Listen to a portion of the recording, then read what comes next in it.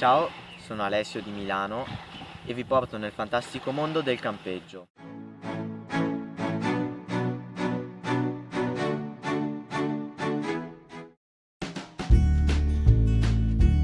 Come vedete lo spostiamo facilmente grazie a questo metodo.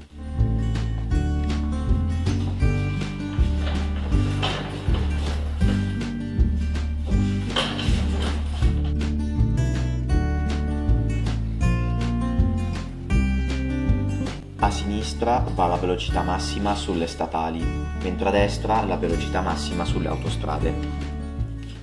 Tiriamo giù la ruota di scorta per controllare la pressione.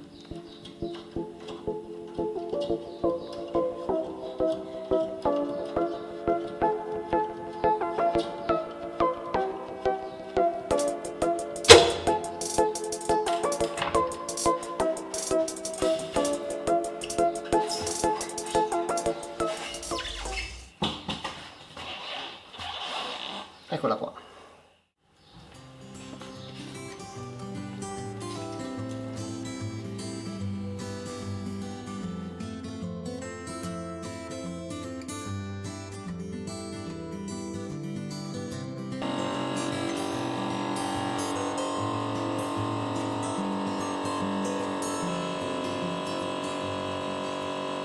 Mettete la manovella nel gavone insieme alla ruota di scorta e non dimenticatevi di portare con voi qualche lampadina di scorta.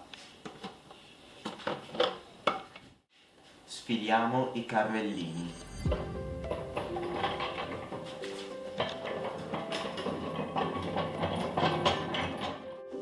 Abbassiamo i piedini.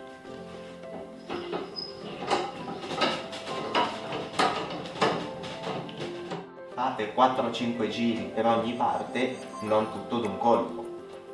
Fate 4-5 giri per piedino finché le ruote non toccano terra.